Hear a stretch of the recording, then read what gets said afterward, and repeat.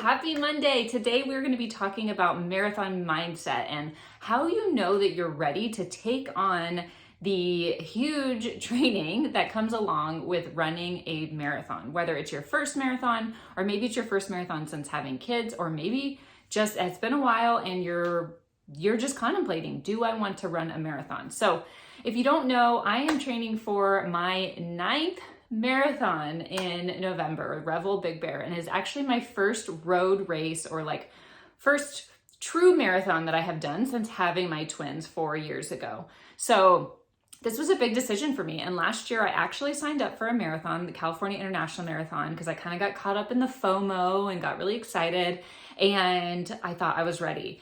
But when it came down to it, when I started to think about training and I started making my travel plans to go to the race, I realized that my heart wasn't in it.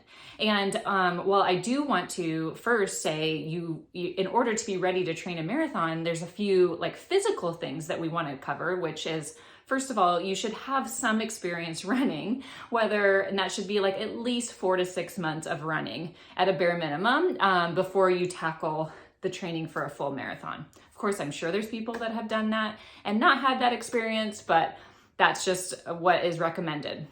Another thing that I recommend is that you are able to commit, or you have been consistently running at least 3 days a week before you start actually training for a marathon. So that means before you tackle an 18 to 20 week training plan, you're going to want to have been running 3 times a week at least consistently for several months. However, let's go back to the mindset side. If you are considering doing a marathon, it's so important to think about number one thing is why you want to run the marathon. What is the reason why you want to make this commitment and spend time away from family and put in the mileage and maybe sacrifice some of the other things in your life, whether that's other types of workouts that you like. Although, of course, you know me, I'm always incorporating my strength training into my marathon. But when I'm marathon training, I'm mostly running and I'm supplementing with strength. So whether that's that, or if it's, the time with your kids, or it's the time at your career, or whatever it is, because marathon training is a big commitment. It's something that takes serious time, not just while you're physically running, because you're going to want to expect to run at least 4 times a week for 3 hours, like 1 hour each during the week. That's what you would maybe peak to. And then up to 20 miles on a Saturday, which means you're going to be gone for several hours. But not just that time commitment, but the time commitment of preparing for your runs and thinking about your runs and then recovering from your runs and being tired. I know that I get really tired on Saturdays, so I don't like to plan a lot during the day with my family. And that's something that I have to consider, of course, when I'm taking this on. So all of this is totally worth it if you have this big goal and you really are passionate about it. You love running. It adds value to your life. Training for this marathon is something that you want to prove that you can do, or you have big goals, or you want to qualify for Boston. That's really important to you. So if that's important to you, then all of those things that I just mentioned are exciting and fun and part of the journey, and you are excited about it. And that's where I found last year, I wasn't excited about all those things, because we had come out of a pandemic and now we were traveling again and going to parties and events, and I just wasn't willing, to be honest, to make the sacrifice. The marathon that I signed up for was in December, and I was like, I want to be with my kids for their first Christmas since the pandemic.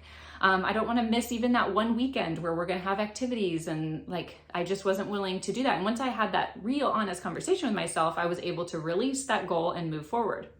However, this year, when I signed up for Revel Big Bear, even though none of my friends are doing the race, so that is a huge sign that you are ready to do a race, at least for me, if you're an extrovert who likes to be around people, it was a big sign to me that I was wanting to run this race, even though no one else was running it.